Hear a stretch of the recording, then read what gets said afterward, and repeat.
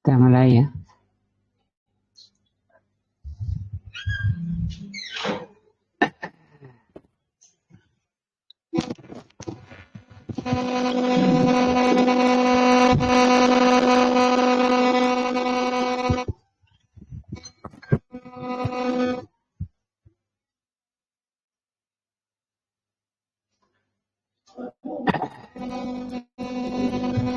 Cik, cik. Bunyi. Salam bisa. Bismillahirrahmanirrahim. Assalamualaikum warahmatullahi wabarakatuh. Alhamdulillahirabbil alamin wa bihi nasta'in. Ala amri dunya waddin.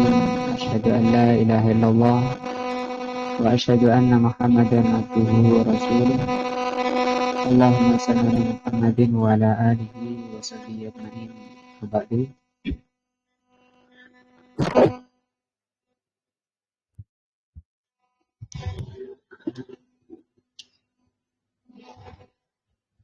Alhamdulillah pada malam ini Allah takdirkan kita bisa melaksanakan apa yang Allah wajibkan, yaitu thalabul ilmi, menuntut ilmu, yaitu ilmu agama sebagaimana Rasulullah SAW sabdakan, thalabul ilmi faridatun ala kulli muslimin. Mencari ilmu itu mencari ilmu agama atau belajar ilmu agama itu hukumnya fardu. Fardu artinya wajib ya. Sama dengan sholat. Sholat 5 waktu itu juga fardu. Ya. Fardu artinya apa yang Allah wajibkan. Jadi belajar agama sama hukumnya dengan sholat 5 waktu, yaitu fardu atau wajib. Dan alhamdulillah mulai malam ini Allah takdirkan kita bisa melaksanakan apa yang Allah wajibkan. Yang kedua, Rasulullah SAW bersabda, man yuridillahu bihi khairan yufaqihu fiddin. Kalau Allah menghendaki orang itu baik di dunia, selamat di dunia, lebih-lebih di akhirat, maka Allah Subhanahu wa taala akan mengaruniakan orang tersebut kefahaman di dalam agamanya. Paham, kata Rasul, yufaqihu fiddin. Kata Al-Imam Al-Hafidz Ibnu Hajar di dalam kitab Fathul Bari, karena hadis ini diriwayatkan oleh Imam Bukhari dari sahabat Muawiyah. Kata beliau, barang siapa yang enggan belajar agama Islam, malas untuk belajar agama, hurrima alaihimul khair, dia diharamkan kebaikan. Misalnya.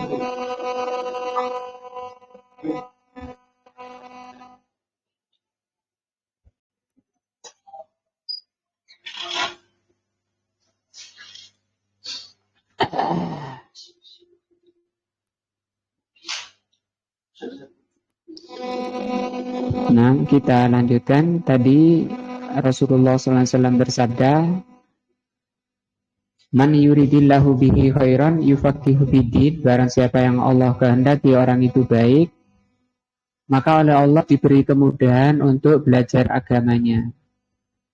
Dan kita yang sudah hadir di sini tanda bahwa kita ini ditakdirkan baik. Mudah-mudahan demikian. Kata Al-Hafidz Ibnu Hajar, orang yang tidak mau belajar agamanya, agama Allah, maka dia akan terluput dari kebaikan-kebaikan. Itu menjelaskan bahwa pintu ke pintu kebaikan itu dari majelis ilmu, atau majelis ilmu itu adalah pintu-pintu kebaikan. Karena kebaikan yang mendapat pahala dari Allah, yang menjadi bekal kita menghadap Allah, itu dari Allah. Agama ini dari Allah, bukan dari perasaan manusia, bukan dari akal manusia. Jadi belum tentu apa yang enak menurut perasaan kita itu baik. Sesuatu yang menurut kita masuk akal itu baik, belum tentu.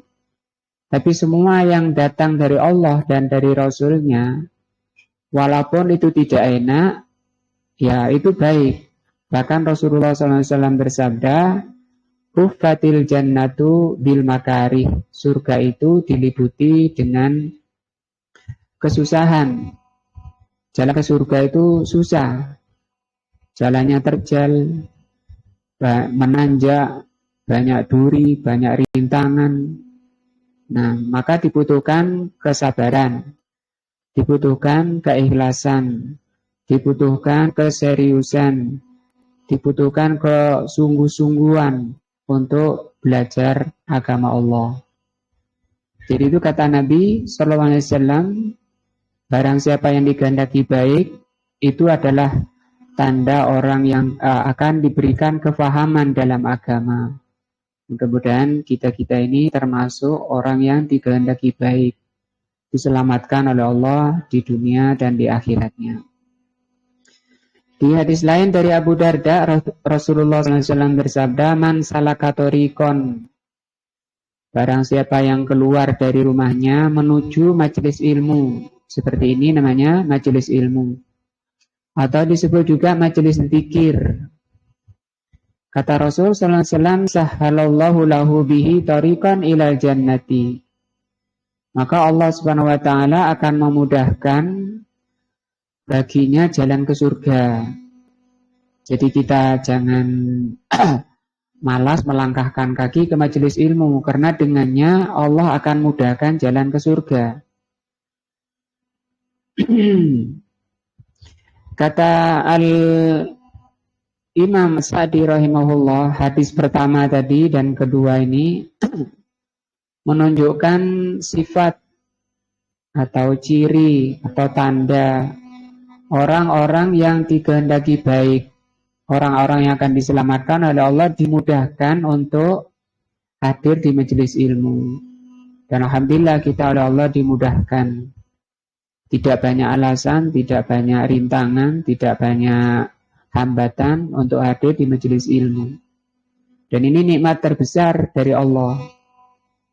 Karena ini merupakan jalan-jalan dan tanda-tanda orang yang akan dimudahkan ke surga Allah. Dari itu, hendaknya setiap kita benar-benar menyiapkan waktunya, menyiapkan pikirannya, menyiapkan tenaganya untuk mempelajari agama Allah ya. Karena pernah Rasulullah SAW itu bersabda, sesungguhnya tempat kalian itu sudah ditulis, sudah ditakdirkan, sudah ditetapkan surga atau neraka. Sampai sahabat mengira, sampai sahabat bertanya, kalau begitu kita nggak usah beramal ya Rasul. Karena kalau kita ditakdirkan surga, walaupun tidak ngaji, walaupun tidak sholat, ya surga.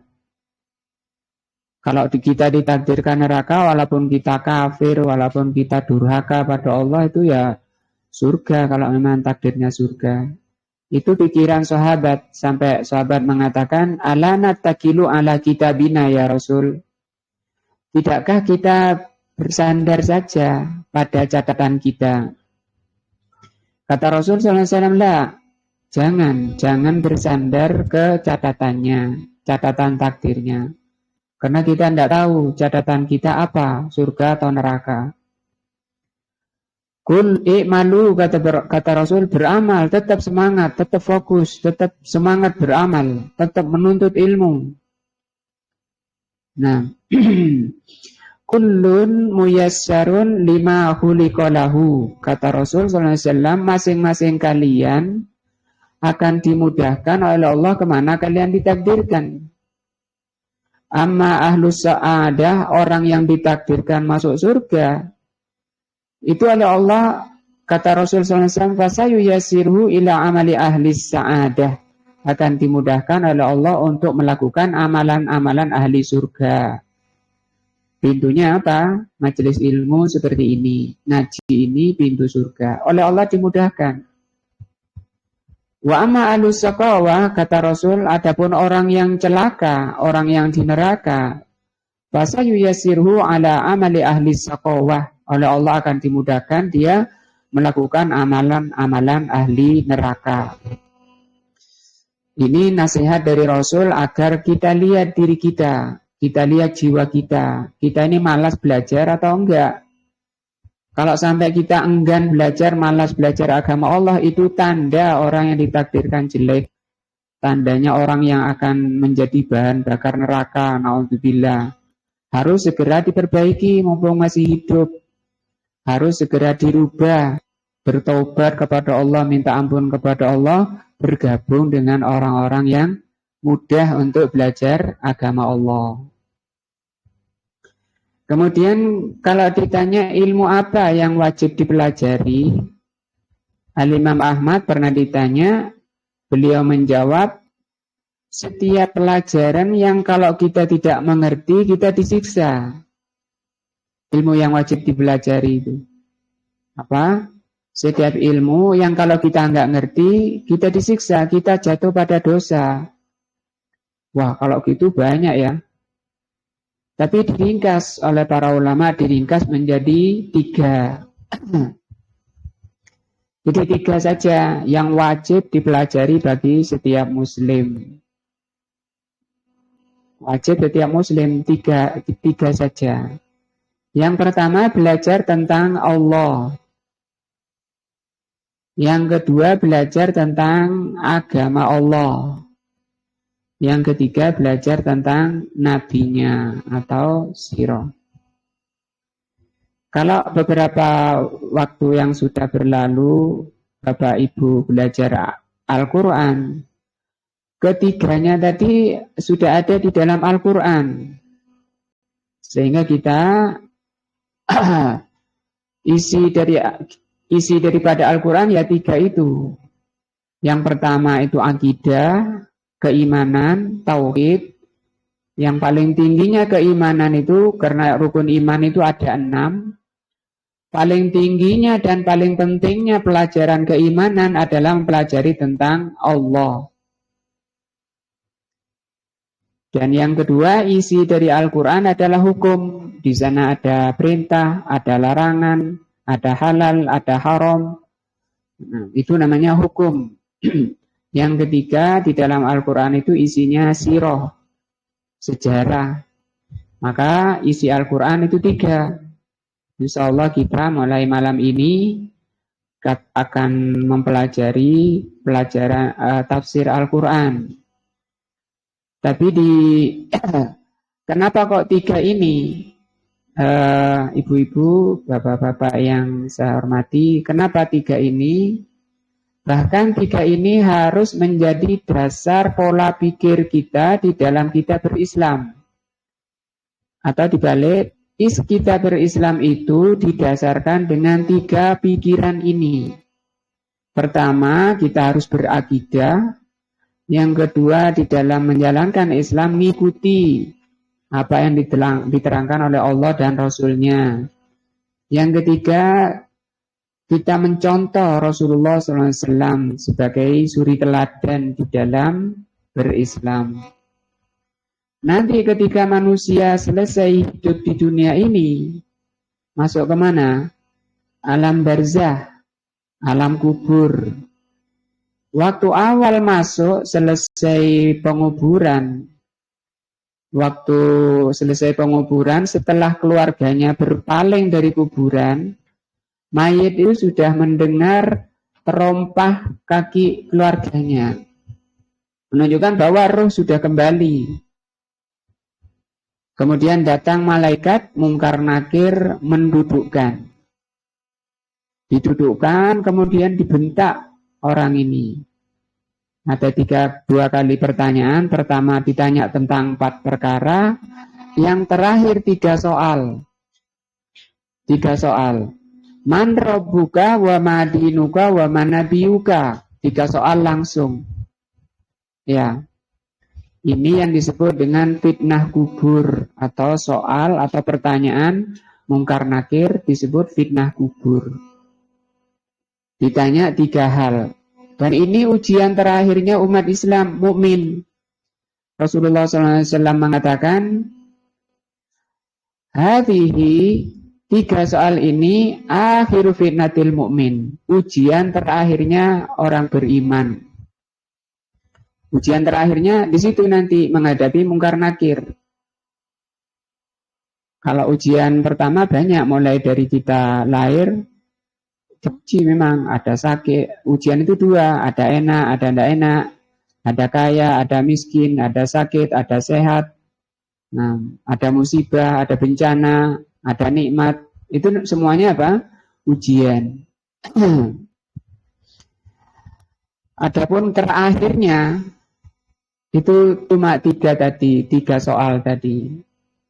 Cuma masalahnya, walaupun jawabannya oleh Rasul sudah diterangkan, kalau kamu ditanya mungkar nakir dengan 3 soal tadi, orang beriman mengatakan, menjawab Rabbi Allah wa dinil Islam wa Muhammadin Rasulullah. Robku adalah Allah, agamaku Islam, Nabi Muhammad utusan Allah. Oh gampang wis, apalan tok misalnya. Ternyata untuk bisa menjawab tidak semudah itu. Walaupun kita sudah ngaji, sudah hafal jawabannya, belum tentu bisa ketika menghadapi mungkar nakir. Makanya Allah mengatakan, yusabbitullahu alladhina amanu bil qawli sabit fil hayati dunya wal akhirah. Allah sendiri yang mengatakan bahwa Allah yang menempatkan orang itu bisa menjawab. Yang menolong orang ini bisa menjawab pertanyaan mungkar nakir itu hanya Allah. Belum tentu Pak Mudin yang selalu mendikte orang yang mati di kuburnya. Setelah selesai penguburan dia bisa jawab. Kalau tidak apa? Ditolong oleh Allah. Karena Allah sendiri mengatakan yusabbitullahu. Allah yang memberikan, yang membantu orang itu bisa menjawab. Sehingga kata Rasul SAW ketika Rasul selesai mengubur sahabatnya, beliau mengatakan, istaghfiru li ahikum, mintakan kepada Allah ampunan saudaramu ini. Was'alullah tasbit, dan mohonkanlah orang ini bisa menjawab. Tasbit itu artinya bisa menjawab dengan benar pertanyaan mungkar nakir tadi. Oleh Rasul suruh minta kepada Allah, bukan diajari. Pak, kalau sampean ditanya mungkar nakir, man rabbuka, jawab Rabbu Allah. Tidak ada hadis seperti itu. Maka kata Rasul apa? Is'alullah at-tathbit, mintakan kepada Allah. Karena nanti Allah yang menolong dia. Allah yang menolongnya. Nah, memangnya dengar apa? Suaranya Pak Mudin tadi di kuburan. Nah, kita nggak tahu. Tapi kalau Allah yang menguatkan, itu sudah nggak ada keraguan. Nah, ketika selesai ditanya 3 soal tadi oleh mungkar nakir, kemungkinannya cuma 2, bisa jawab atau tidak, ditolong atau tidak.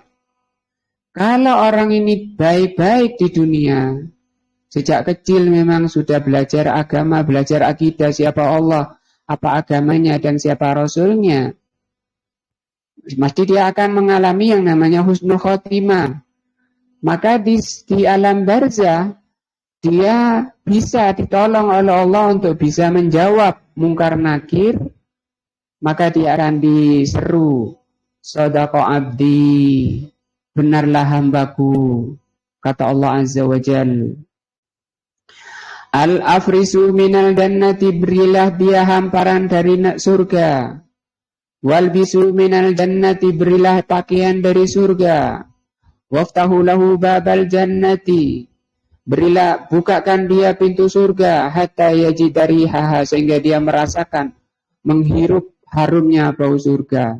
Waftah lahu qabrahu maddal basar, lebarkan kuburnya sejauh pandangan mata. Ini nikmat apa namanya? Nikmat kubur. Siapa yang mendapatkan nikmat kubur? Yang bisa menjawab tadi. Bisa menjawab pertanyaan mungkar nakir tadi atas pertolongan dari Allah. Yang jadi masalah, orang ini apa sekonyong-konyong ditolong oleh Allah? Tidak, mesti ada sebab. Sebabnya bagaimana? Sejak kecil dia sudah serius belajar agama Allah, orang tuanya mendidiknya.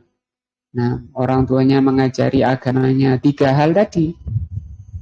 Pelajaran akidah saja, mempelajari tentang Allah, seumur hidup kita tidak akan selesai. Karena banyaknya kitab, mulai dari yang paling tipis sampai yang tebal. Belum lagi namanya hukum-hukum fikih. Fikih juga banyak, fikih tebal. Dan demikian juga sirah. Nah, tapi kalau kemudian kalau dia bisa menjawab, mendapat nikmat kubur, apa tadi? Hamparan dari surga. Kedua, pakaian dari surga. Ketiga, dilebarkan, diluaskan kuburnya sejauh pandangan mata. Yang keempat, didatangkan seseorang yang tampan, kalau laki, kalau perempuan cantik, harum baunya. Kemudian datang, dia mengatakan kepada yang mati, bergembiralah atas nikmat dari Allah Azza wa Jal. Maka orang tadi mengatakan, siapa engkau ini? Baunya harum, wajahmu tampan. Ana amaluka fid dunya, aku adalah amalanmu di dunia. Aku dapati kamu di dunia itu semangat dalam kebaikan, tidak lemot. Dalam menjalankan ketaatan kamu dulu serius, semangat, tidak malas-malasan, kata orang ini. Kemudian orang tadi berdoa, ya Allah, segerakanlah kiamat, aku kangen keluargaku. Dan orang ini tidur, seperti seperti pengantin apa dalam riwayat lain, jelas dia tidur. Nah, ini yang disebut nikmat kubur.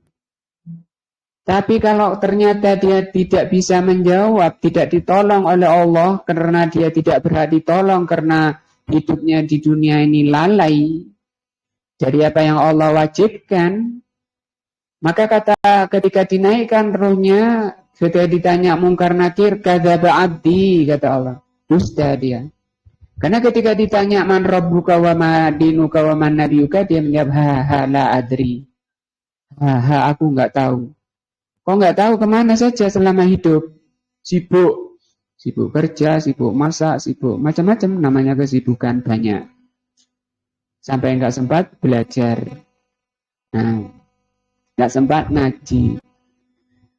Maka diseru oleh Allah, afrisu minal nar, bila dia hamparan dari neraka. Walbisu minan nar, berilah dia pakaian dari neraka. Wadayib qabrahu, dan sempitkan kuburnya sampai remuk seluruh tulang-tulangnya. Balikan dari yang pertama tadi. Kemudian didatangkan seseorang yang wajahnya jelek, baunya busuk. Dia mengatakan, gembiralah atas azab ini. Kemudian Allah tadi mengatakan, siapa engkau, wajahmu jelek, baumu busuk? Aku adalah amalanmu di dunia. Aku lihat dulu kamu di dunia malas belajar dan cepat di dalam berbuat kejelekan. Itu nanti kita insya Allah baca hadisnya.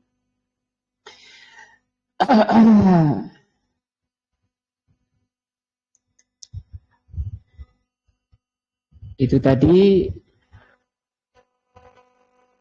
berarti untuk bisa menghadapi ujian terakhir, tidak ada jalan lain bagi kita yang sudah punya anak-anak disiapkan dari bayi, pendidikan, pengajaran tentang 3 hal tadi, supaya nanti menghadapi mungkar nakir, nah tidak mengatakan ya Allah kembalikan aku ke dunia, aku mau ngaji, aku mau taklim, aku mau beramal soleh, aku mau sedekah.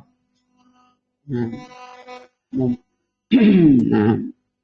itu tadi pelajaran apa yang wajib dipelajari. Nah, maka insya Allah untuk hari Kamisnya, karena itu sudah ditulis, ada kitab kecil, 3 perkara tadi sudah dibukukan dalam satu buku kecil sekali. Jadi setiap pondok Ahlus Sunnah di Indonesia, bahkan di dunia itu, mewajibkan santrinya menghafal kitabnya. Jadi dihafal, bukan hanya dipelajari, tapi dihafal. Kita penting karena kita mesti akan menghadapi mungkar nakir. Laki, perempuan, bapak-bapak, ibu-ibu pasti menghadapi mungkar nakir. Mungkar nakir itu enggak malu walaupun ibu-ibu, karena malaikat itu tidak berjenis kelamin, ya, bukan laki-laki, bukan perempuan. Tapi pasti laki perempuan akan menghadapi 3 soal ujian terakhir tadi. Maka insya Allah untuk pelajaran tafsir juz amma kita gantian dengan pelajaran akidah yang paling kecil tadi, paling tipis. Namanya usulul tsalatsa. Usulul tsalatsa 3 dasar. 3 dasar ya 3 tadi. Ya. Supaya kita siap-siap menghadapi mungkar nakir, karena kita kematian itu kita nggak tahu. Nggak pandang bulu, nggak pandang usia mati itu. Ada yang belum lahir mati, ada yang baru lahir mati, ada yang baru jalan mati, merangkak mati. Ada yang sudah tua umur 80 ya nggak mati-mati. Nah. Kemudian pelajaran kita adalah juz amma. Kenapa saya milih pelajaran ini? Karena setiap kita mesti baca surat-surat ini, mesti kita baca setiap hari. Pertama untuk mencapai kehusuan dalam sholat. Karena khusyuk dalam sholat itu menjadi penentu nilai sholat. Sholat itu bernilai pahalanya tergantung khusyuk tidaknya. Khusyuk itu menyatu antara pikiran dan badan, antara hati dan badan. Kebanyakan orang kan yang sholat badannya saja, tapi pikirannya, hatinya keliling, lang-lang kemana-mana, nggak nyatu. Kadang pikirannya badannya menghadap ke barat, pikirannya ke timur. Nah, sementara nilai sholat itu tergantung kehadiran hatinya, tergantung menyatu tidaknya antara hati dan badannya. Nah, untuk itu kita harus tahu makna yang kita baca. Ketika kita baca Bismillahirrahmanirrahim, nanti kita bahas Alhamdulillahirabbil alamin. Kita bahas supaya ketika kita mengucapkan hati hadir. Jadi kita menghadap Allah, kita berjalan menuju Allah itu harus dua-dua, badan dan batin, jiwa dan raga. Jangan badannya saja, raganya jiwanya enggak. Nah, sementara nilai di derajat manusia di sisi Allah itu bukan badannya, bukan zahirnya, tapi apa? Jiwanya, hatinya. Rasulullah bersabda, Innallaha la yanzuru ila ajsamikum wa la ila suwarikum. Sesungguhnya Allah itu tidak melihat kepada badan-badan kalian, ganteng tidaknya, hitam putih, tinggi rendah, tinggi pendek, dan seterusnya. Bukan itu yang dilihat oleh Allah. Wala ila suwarikum. Bahkan Allah tidak melihat tampang-tampang kalian, cantik tampan. Bukan itu nilainya di sisi Allah. Walakinnallaha yanzuru ila qulubikum wa a'malikum. Tapi yang dilihat oleh Allah adalah hati-hati kalian dan amalan kalian. Toh, nilai manusia bukan pada zahirnya, tapi pada pada batinnya, pada hatinya. Artinya apa? Yang wajib dan harus kita utamakan untuk kita rawat, untuk kita perhatikan, itu jiwanya. Jiwa itu seperti badan. Badan ini butuh makan. Demikian juga hati, jiwa itu butuh makan. Butuh makanan, butuh protein. Nah, butuh energi. Bahkan Imam Ahmad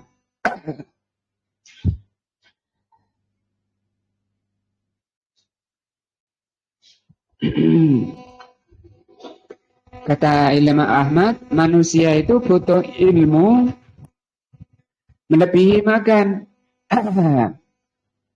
Artinya makanannya jiwa itu banyak.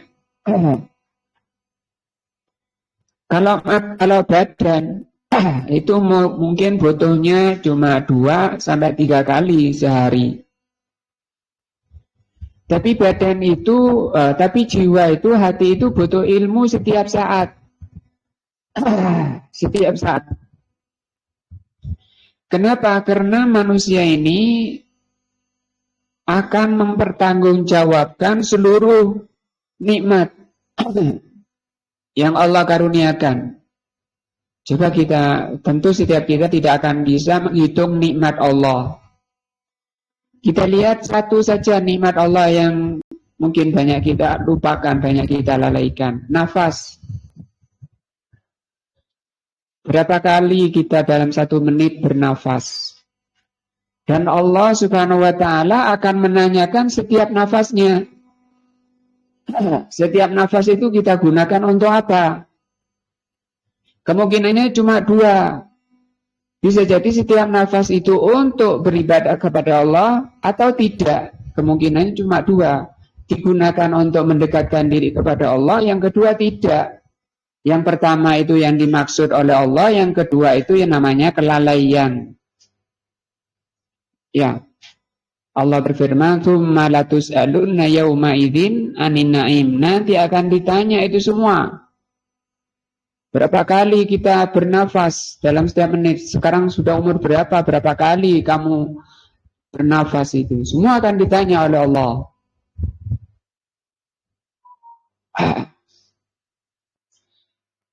Setiap nafasnya. Nah, itu baru nafas yang gratis. Coba kalau di rumah sakit itu 1 tabung berapa? Mungkin sudah di atas 30.000 setiap tabung, yang mungkin 3 jam sudah habis. Nah, kita sepanjang masa bernafas tanpa bayar, itu semua rahmah, nikmat dari Allah, tapi akan ditanya nanti sebentar lagi. Nah, bila kalau kemudian kita salah di dalam menggunakan nikmat. Nah, jadi kenapa saya memilih juz amma? Supaya apa pertama tadi, kita bisa mencapai kehusuan dalam sholat. Karena nilai manusia tergantung kehusuannya. Kata Rasul, ada yang dapat separuh pahalanya, ada yang dapat 1/3, ada yang dapat 1/4, ada yang dapat 1/8, bahkan ada yang dapat 1/10. Kalau dapat 1/10 berarti 90%-nya itu nggak hadir. Badannya saja yang hadir. Nah, badannya menghadap Allah. Kadang yang baca imamnya yang nggak tahu. Kadang yang dibaca sendiri tadi surat rakaat pertama baca surat apa saya lupa, saya nggak tahu. Kenapa? Nggak hadir. Nah, yang kedua, alasan kenapa saya milih juz amma, karena ini Al-Quran ya. Al-Quran itu sumber ilmu paling utama, dan ini makanan hati yang paling tinggi.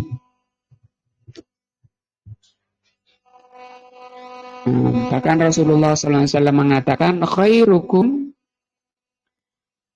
man ta'allamal Qur'ana wa 'allamahu. Sebaik-baik kalian itu adalah orang yang belajar Al-Quran dan mengajarkan. Tentu kalau kita cerdas, ingin jadi orang terbaik. Siapa orang terbaik? Kata Rasul, orang yang belajar Al-Quran dan mengamalkannya. Ibu-ibu kemarin sudah berjalan pelajaran Al-Quran. Walaupun masih di Aisar, tapi itu kan sudah ada semangat memulai belajar Al-Quran. Maka diluruskan lagi dari pelajaran sekarang ini niatnya. Kenapa ibu-ibu belajar Al-Quran, mas-mas, bapak-bapak belajar Al-Quran? Untuk supaya menjadi orang terbaik. Kata Rasul, khairukum, sebaik-baik kalian. Nah, di samping memang Al-Quran itu banyak lagi faedah-faedahnya, maksud dan tujuan. Mungkin kita bisa lihat di surat Yunus ya. Di surat Yunus ayat yang ke-57. Bisa dilihat di layar, Allah berfirman, ya ayuhan nasu, wahai manusia. Berarti mengenai seluruh manusia ini. Kafirnya, mukminnya, jeleknya, baiknya kena, karena ini manusia. Qad ja'atkum sungguh telah datang kepada kalian mau'idhatun min rabbikum. Peringatan. Mau'idhah itu peringatan atau nasihat. Ini jadi Al-Quran itu isinya nasihat dan peringatan. Sehingga ketika nanti menghadap Allah, saya tidak tahu ya Allah. Loh, kan sudah ada Al-Quran di rumahnya. Apa dibuat pajangan saja? Nah, sudah ada. Karena orang nggak belajar. Enggak, saya tidak tahu isinya, cuma baca saja. Ya salah. Makanya tujuan belajar Al-Quran itu bukan hanya untuk dibaca. Belajar satu ayat dengan maknanya, paham maksudnya, itu lebih baik daripada menghatamkan. Sebagaimana dikatakan oleh Al-Imam Ibnul Qayyim rahimahullah. Pertama untuk apa ini? Untuk mau'idhah. Mau'idhah nasihat atau peringatan. Peringatan dari siapa? Dari Allah, Rabb kalian. Wa syifa'un, yang kedua Al-Quran itu syifa. Apa syifa? Obat. Lima fis sudur, obat di dalam hati. Menunjukkan bahwa di hati manusia itu, atau hati manusia itu gampang terkena penyakit. Tapi itu bisa sembuh. Dengan apa sembuhnya? Dengan Al-Quran. Maka belajar Al-Quran, kita belajar tafsir nanti, walaupun dari juz amma, dalam rangka ini menyembuhkan penyakit-penyakit hati. Karena siapapun orangnya tidak boleh menghadap Allah kalau di hatinya masih ada penyakitnya. Sampai benar-benar bersih. Allah Subhanahu wa taala berfirman, la yauma la yanfa'u malun wala banun illa man atallaha biqalbin salim. Pada hari itu tidak bermanfaat lagi harta dan anak-anak kecuali yang menghadap Allah dengan hati yang salim. Hati yang sehat, hati yang bersih. Nanti kita bahas hati yang bersih itu yang bagaimana. Nah, tapi yang jelas orang itu tidak bisa menghadap Allah sampai bersih. Pembersihan dari Allah itu ada 4 tahap. Pertama di dunia. Di dunia ini pembersihan itu dengan 4 hal. Pertama dengan banyak istighfar. Maka Rasulullah beristighfar itu sampai 70 kali sampai 100 kali. Astagfirullah, astagfirullah. Itu proses pembersihan. Yang kedua taubat, bertaubat. Makanya Rasulullah membaca astagfirullah wa atubu ilaik. Astagfirullah wa atubu ilaik. Padahal beliau orang yang enggak ada dosanya. Sudah diampuni dosa-dosanya yang lalu, yang sedang dan akan datang. Tapi itu pengajaran pada kita yang kita tidak dijamin. Setiap kita pasti banyak dosa dan banyak salah. Mestinya lebih banyak lagi dari Rasul SAW. Baca apa? Istighfar. Bagaimana bacanya? Astagfirullah wa atubu ilaik. Atau Rabbi firli wa tub alayya. Rabbi firli wa tub alayya. Yang pertama tadi astagfirullah wa atubu ilaik. Nah, 70 kali. Nah, Yang pertama tadi istighfar, yang kedua taubat, yang ketiga amal soleh, amal ketaatan, termasuk sabar, duduk, belajar agama Allah ini ibadah. Kemudian sholat. Nah,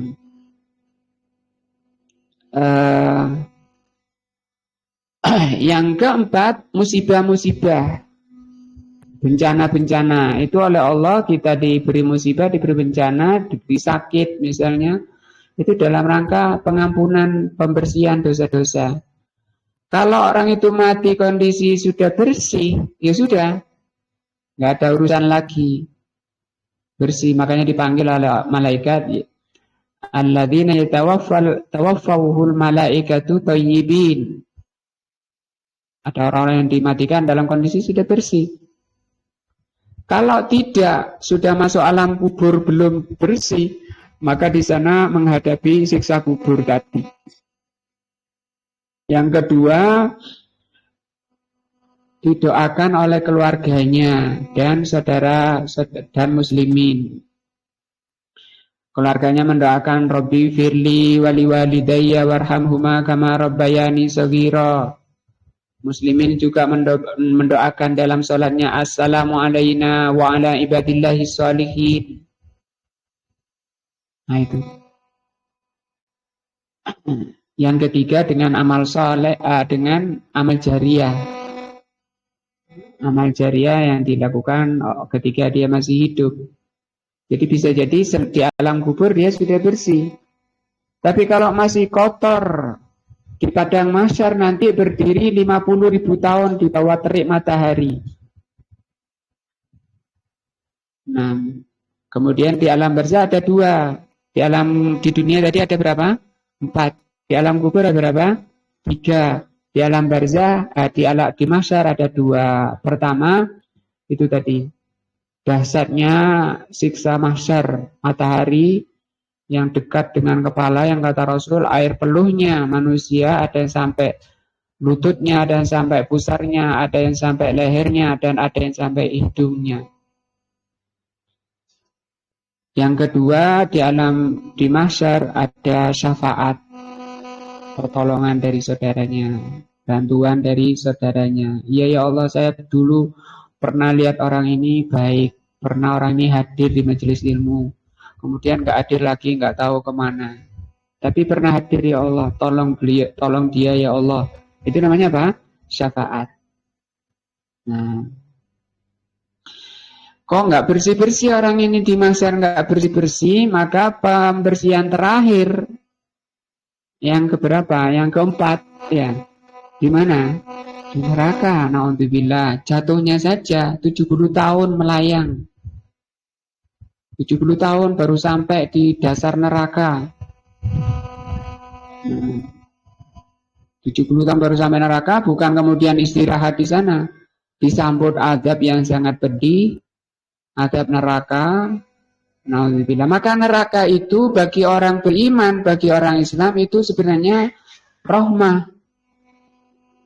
Karena itu pembersihan, pencucian, untuk segera dikeluarkan, kemudian diangkat, dimasukkan ke sungai kehidupan di pintu surga, kemudian masuk surga. Tapi kalau bisa, mari kita berusaha di dunia saja sudah kondisi bersih tadi. Ada 4 hal ya. Yang ketiga, gunanya Al-Quran itu hudan. Hudan ini petunjuk.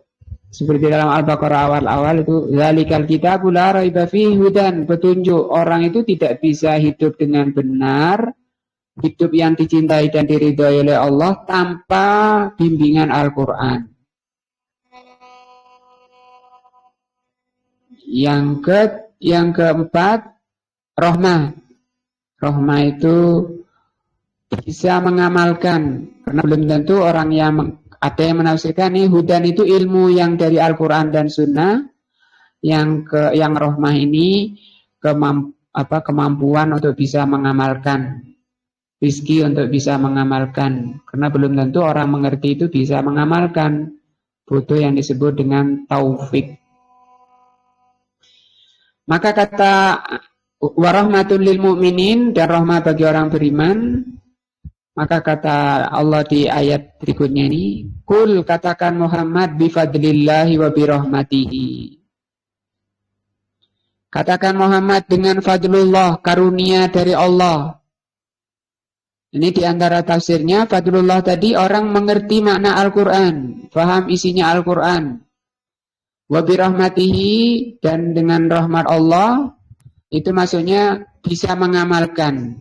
Tafsir dari Ibnu Abbas radhiyallahu anhu itu dua tadi. Fadlullah itu faham, punya ilmu Al-Quran dan Sunnah. Wa birahmatihi itu bisa mengamalkan. Fabidzalika, kata Allah, maka dengan itu, dengan dua tadi apa? Faham dan bisa mengamalkannya itu, falyafrahu, hendaknya kalian bergembira. Kita bisa ngaji satu ayat faham. Nah, itu yang pantas bergembira kita. Karena kata Allah apa? Huwa khairun, itu lebih baik untuk dijadikan kegembiraan. Dan ini kegembiraan yang dipuji oleh Allah. Kegembiraan yang baik. Kapan itu? Ketika kita bisa memahami satu ayat, kemudian bisa mengamalkan. Bertambah keimanan kita. Kata Allah, itu lebih baik mimma yajma'un, dari apa yang mereka kumpulkan. Kata Ibnu Abbas, apa yang mereka kumpulkan itu emas. Orang dapat sekilo emas misalnya. Masih ada yang lebih baik.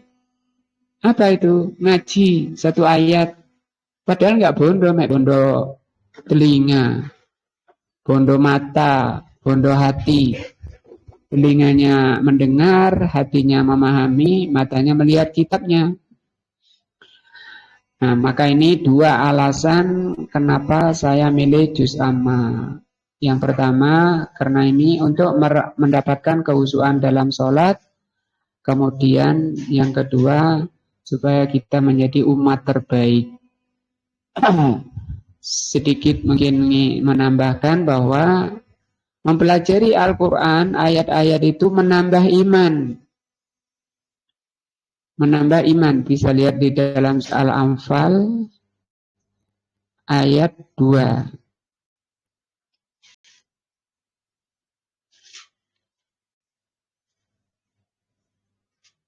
Al-Anfal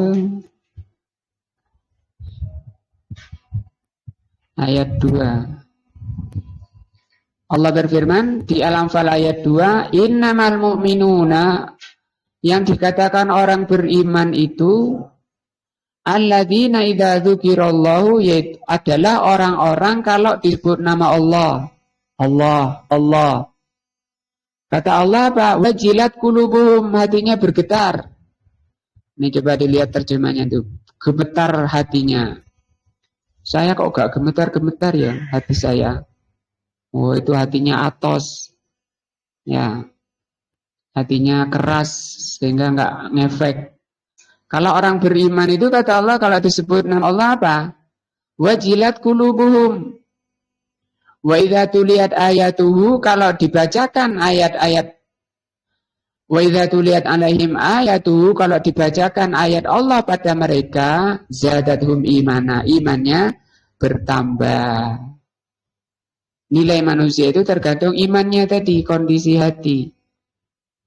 Maka tidak ada amalan, tidak ada perbuatan yang lebih baik daripada menambah iman.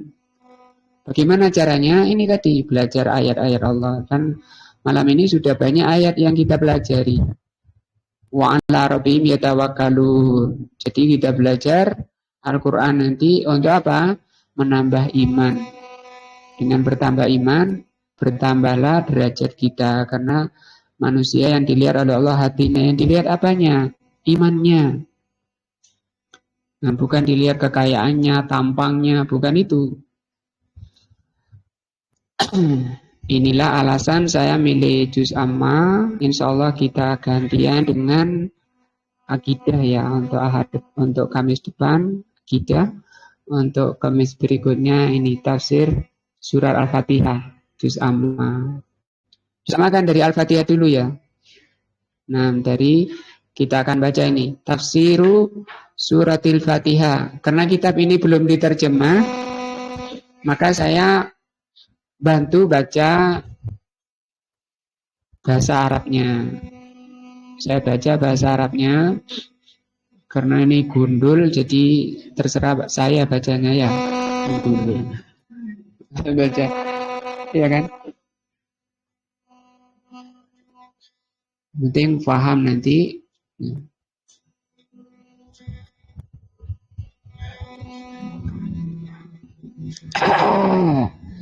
Baru dari setelah Al-Fatihah kita nanti lanjut ke Anas. Karena yang paling banyak dihafal kan Anasnya. Bukan, biasanya kan setelah ini An-Naba. An-Naba jarang yang hafal, tapi dari Anas dulu. Dari yang paling banyak hafalnya. Supaya lebih cepat meraih kehusuan dalam sholat. Kita masuk sedikit ya di surat Al-Fatihah. Saya baca kitabnya di itu tadi masih muqaddimah ya. Tafsiru suratil Fatihati, tafsir surat Al-Fatihah. Suratul Fatihati sumiyat bidzalika. Kenapa ini disebut surat Al-Fatihah? Li'annahu iftataha biha atau uftutiha biha Al-Quranul Karim. Karena Al-Quran itu dimulai atau dibuka dengan surat ini. Atau karena surat ini dijadikan pembuka Al-Quran. Waqad qila, ada juga yang mengatakan innaha awwalu suratin nuzilat kamilatan. Ada yang mengatakan karena surat ini, Al-Fatihah ini merupakan surat pertama yang diturunkan secara sempurna. Jadi surat Al-Fatihah ini langsung turunnya secara sempurna 7 ayat itu.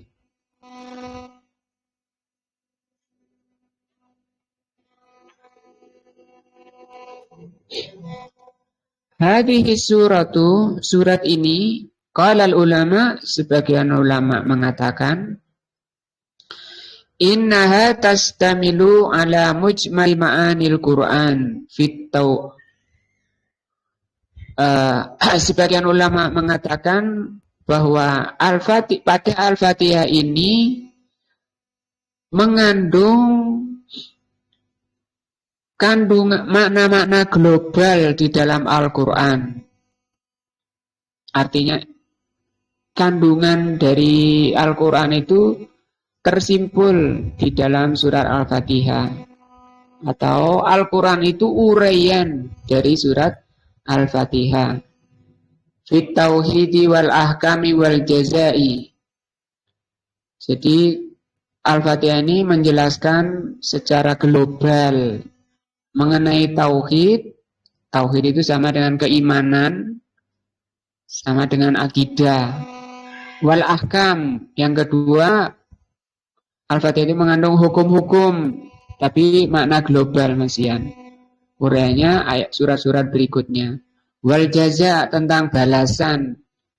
Wa turuqu bani Adam, dan jalan-jalan bani Adam menuju Allah. Wa ghairu dzalika, dan lainnya. Walidzalika, sehingga summiyat Al-Fatihah ini diberi nama Ummul Quran. Apa artinya? Ummu itu ibu, ibunya Al-Quran. Kalau bapak Al-Quran tidak ada. Walaupun negara adanya ibu kota, ya.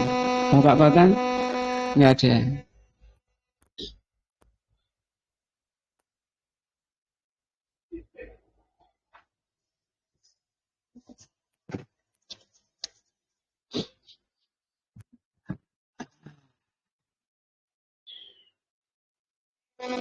Wal marja'u li syai'i yusamma umman. Karena kenapa disebut ibu Al-Quran?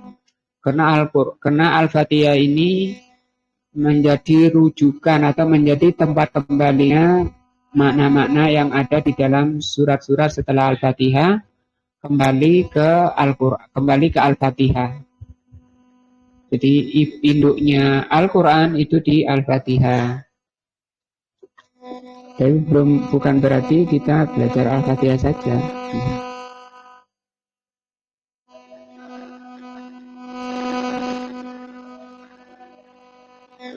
Wahadihi surat ini Al-Fatihah ini laha mumayyizatun, punya keutamaan.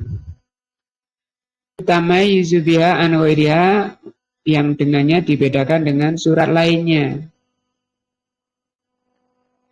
Punya keutamaan lebih daripada surat-surat lainnya. Minha annaha ruknun. Di antara keutamaan Al-Fatihah ini bahwa Al-Fatihah ini menjadi rukun bis shalah, rukun sholat. Artinya kalau nggak baca, lupa atau sengaja, itu batal sholatnya. Oh iya, saya lupa nggak baca Al-Fatihah tadi, itu batal. Wallati hiya afdalu arkanil Islam, yang sholat itu merupakan paling utamanya rukun Islam. Ba'da syahadataini, setelah 2 kalimat syahadat. Bisa ngikuti ya? Paham ya? Karena kalau terjemahan beda. Ini kan saya baca bahasa Arabnya terus saya terjemahkan. Fala salata liman lam yaqra bi Fatihatil kitab. Kata ini hadis ya. Maka tidak sah salat orang yang tidak membaca Al-Fatihah. Wa minha, di antaranya lagi keutamaan Al-Fatihah ini, annaha ruqyatun. Surat ini disebut surat ruqyah. Idza quri'a biha 'alal maridi, artinya kalau dibacakan pada orang sakit badan atau sakit jiwa, sakit hati atau kejinan atau stres, depresi. Nah, Sufia biidznillah, bisa sembuh atas izin dari Allah. Sehingga Al-Quran tadi disebut syifa. Ya, Allah mengatakan Al-Qur'anu syifa. Li'anna Nabi sallallahu alaihi wasallam, karena Nabi sallallahu alaihi wasallam qala, Rasul sallallahu alaihi wasallam pernah berkata, "Billadzi qara'a 'alal ladzi", pada orang yang meruqyah orang yang terkena sengat. Jadi pernah sahabat itu lagi safar sampai di suatu perkampungan, raja kabilahnya itu tersengat sampai lumpuh, nggak bisa gerak. Dan orang ini para sahabat tadi bertamu, minta dijamu, tapi nggak mau. Rajanya nggak mau. Kemudian setelah orang ini keluar dari kampungnya, rajanya bilang mungkin orang itu bisa ngobati kita. Terus dikejar, dipanggil. Apa ada yang bisa menyembuhkan ini tuan kita? Oh bisa, tapi jamu kami. Oh iya siap. Dan dijamu, disembelih kambing atau sapi ya. Kemudian dibacakan Al-Fatihah. Begitu sampai waladhdallin amin, langsung berdiri. Gak nunggu waktu, langsung berdiri. Sehingga kata para ulama, obat termanjur adalah Al-Fatihah. Cuma syaratnya 2. 1, kualitas pembaca. Yang kedua, yang diruqyah itu yang dibacain harus yakin. Nah, kalau yang baca orangnya banyak, karena kualitas yang dijadikan kualitas itu iman dan takwanya ya. Kalau orangnya kurang iman dan takwanya, daya manjurnya itu kurang juga. Nah, Faburi'a, kata beliau di sini, ini Syekh Utsaimin ya. Faburi'a, maka orang itu sembuh. Rasul tanya pada orang yang baca, yudrika anha ruqyat wa ma yudrika anha ruqyatun. Berarti kalian tahu bahwa ini ruqyah.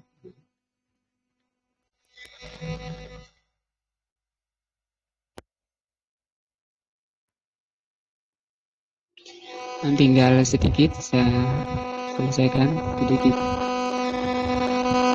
Waqad ibtada'a ba'dun nas, sebagian manusia mengada-ngada. Ibtada'a itu mengada-ngada.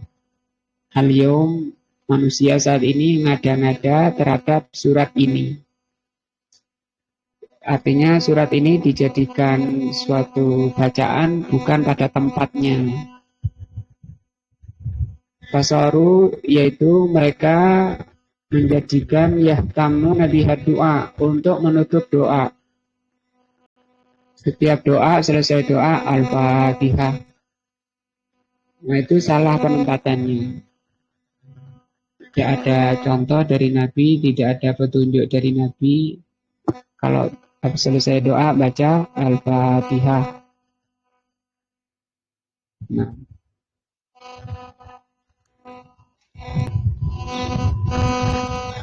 Wayabtadi'una bihal khutab, atau memulai ceramah dengan mari kita buka dengan Al-Fatihah.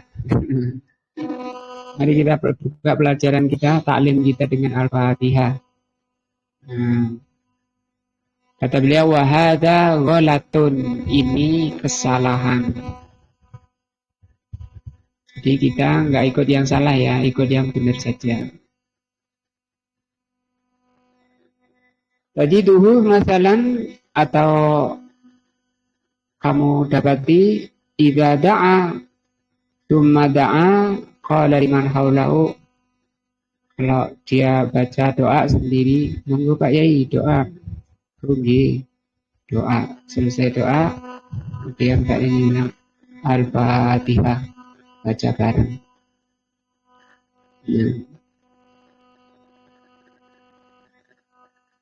Kata beliau, ini kesalahan.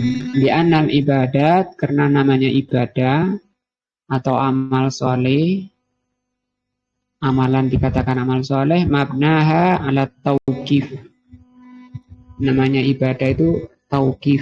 Tauqif ini ada petunjuk dari Allah atau Rasulnya, ada dalilnya. Kalau nggak ada petunjuknya itu haram.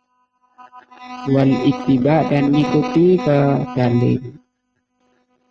Jadi jangan dibalik. Biasanya banyak tokoh-tokoh kiai-kiai dibalik. Mana larangannya? Baca Al-Fatihah, nggak ada larangan. Sekarang kalau ditanya larangan, saya bisa tanya, mana larangannya sholat subuh 3 rakaat? Ada. Sholat isya 3 rakaat. Ada. Kalau nggak ada boleh. Nah, jadi kebalik. Kalau urusan agama, urusan ibadah itu haram asalnya. Asal ibadah itu haram. Kapan boleh? Kalau sudah ada dalil. Kalau urusan dunia terbalik. Bagaimana? Semua boleh kecuali yang dilarang. Mau pakaian gimana, mau model gimana, pokoknya jangan dilarang. Dilarang apa? Buka aurat misalnya. Nah, ini Pak Yai sering diwalik. Kebalik. Sana agama tanya larangannya. Mana larangannya? Ya zaman sholat subuh 3 rakaat, mana larangannya? Tapi tanya apa hukum sholat subuh 3 rakaat? Haram. Sama, ini sama. Jadi nunggu dalil dulu. Jangan ibadah kepada Allah itu modal semangat, modal banyak kawan, modal karena banyak pengikutnya. Belum tentu yang banyak itu benar. Wallahualam, mudah-mudahan pelajaran kita tafsir juz amma menambah iman dan takwa kita, menambah takwa kita kepada Allah, menambah takwa kita kepada Allah, sekaligus mudah-mudahan menghapus dosa-dosa kita. Kita tutup dengan majlis. Subhanakallahumma wa bihamdika asyhadu an la ilaha illa anta astaghfiruka wa atubu ilaika. Wassalamualaikum warahmatullahi wabarakatuh.